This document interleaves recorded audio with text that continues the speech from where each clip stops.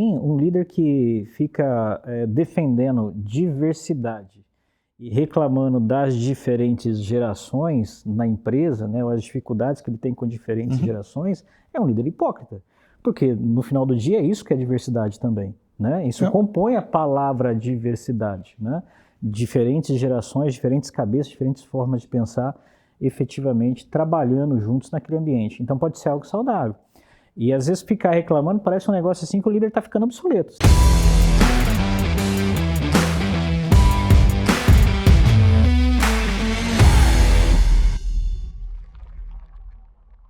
Rafa, eu quero aproveitar o Guilherme aqui, já que a gente está nessa continuidade aqui, e a gente abordou no primeiro podcast sobre gerações.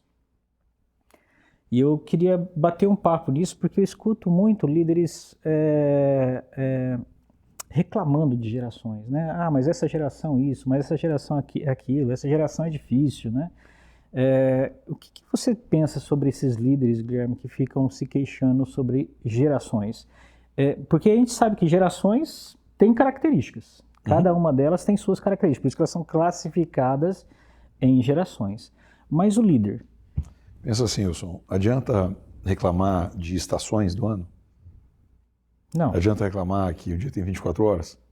Não. Adianta reclamar que o câmbio está a hora mais alto, hora mais baixo? Não. Se você trabalha com comércio exterior, por exemplo, o câmbio subiu, exporta. O câmbio baixou, importa.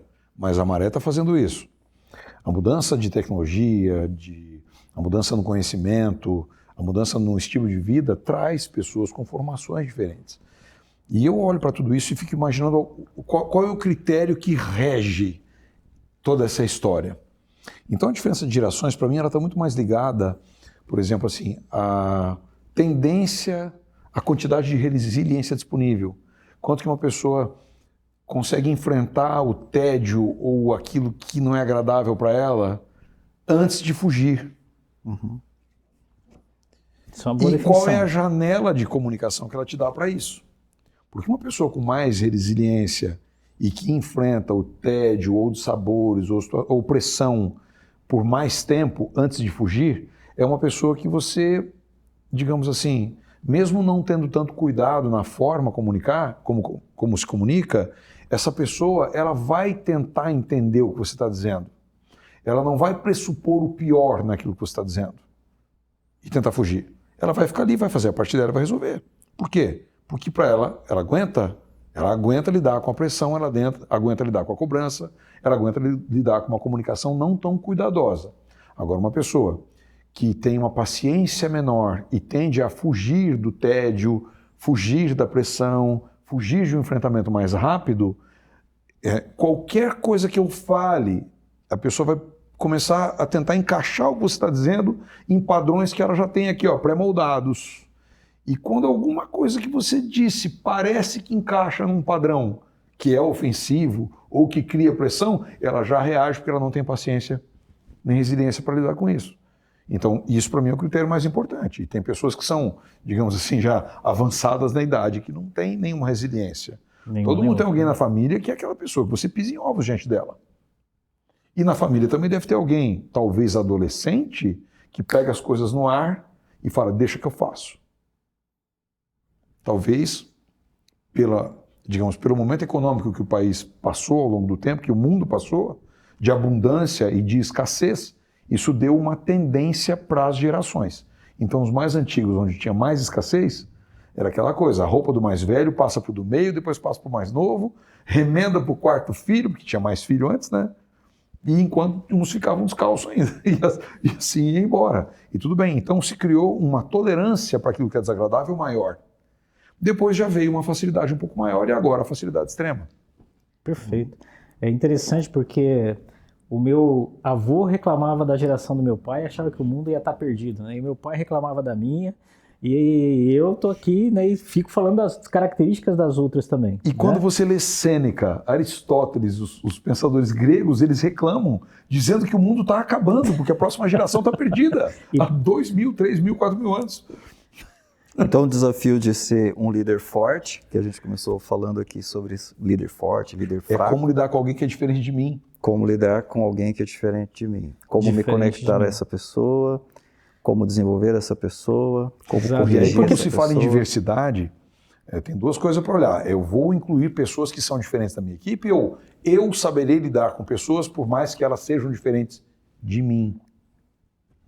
São duas perspectivas diferentes. Eu acho que você tocou num ponto importante, porque para mim, um líder que fica defendendo diversidade e reclamando das diferentes gerações na empresa, né, ou as dificuldades que ele tem com diferentes gerações, é um líder hipócrita. Porque no final do dia é isso que é diversidade também. Né? Isso compõe a palavra diversidade. Né? Diferentes gerações, diferentes cabeças, diferentes formas de pensar, efetivamente trabalhando juntos naquele ambiente. Então pode ser algo saudável. E às vezes ficar reclamando parece um negócio assim que o líder está ficando obsoleto. Se ficar reclamando é coisa de avô, né? Meu avô ficava reclamando, né? Pois as pessoas diferentes, elas oferecem pontos de vista diferentes. Só que eu gosto de retirar deste tipo de conversa coisas ligadas a diferente ponto de vista político, diferente ponto de vista em termos de orientação sexual. Esse tipo de coisa não deveria nem fazer pauta do que se discute numa empresa. Porque gente é gente e todos merecem 100% de respeito. Isso. E nós estamos aqui para cumprir uma entrega, um objetivo, um propósito. Né? Isso não tem a ver com... Todos são iguais, merecem o mesmo respeito, a mesma oportunidade. A competência difere, quem avança, quem não. Beleza. Ô Guilherme, eu posso entender que o desafio do líder hoje é o mesmo dos líderes das gerações passadas? E qual seria esse desafio? Saber lidar com as pessoas que estão aqui comigo, que é a matéria-prima humana que eu tenho para trabalhar. Porque em cada geração, talvez tem características que se destacam mais, né? Todas as gerações têm seus desafios. Então, a questão minha como líder hoje é saber lidar com gente, com pessoas como elas são no cenário de hoje. E no Brasil nós vivemos uma situação em que parte da população que poderia se desenvolver profissionalmente e trabalhar não tem interesse em trabalhar, porque acaba tendo algum tipo de benefício, mesmo não trabalhando. Então os que entram no mercado de trabalho acabam sendo muito disputados. E aquela consciência de que eu terei um emprego mesmo que eu não me qualifique, acaba se espalhando. Só que a pessoa entra na empresa, passa uma temporada, não desempenha aqui, vai para a próxima empresa e para ela está tudo bem. Em algum momento, tomara que a ficha caia, a pessoa passe a se responsabilizar, né? Porque Senão dá para enganar algumas pessoas por muito tempo, né? Dá para enganar muitas por pouco tempo, mas nunca todos o tempo todo. Não dá.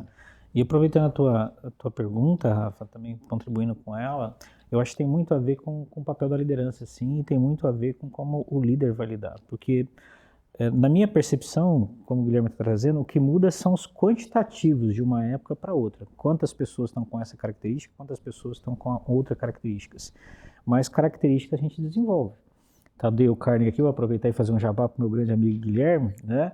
Dale Carnegie escreveu um livro, um método, né, vamos colocar assim, eu acho que já tem praticamente 100 anos, né? O método tem 113 e o livro, o primeiro é de 1936, o outro é de 1943, uma coisa assim. E ainda é extremamente atual, né? E passou por quantas gerações e ainda resolve problemas, né? De relações humanas e outro de liderança, né? Sim. De como influenciar pessoas, por exemplo, né? Um dos temas aí mais conhecidos aí do Dale Carnegie.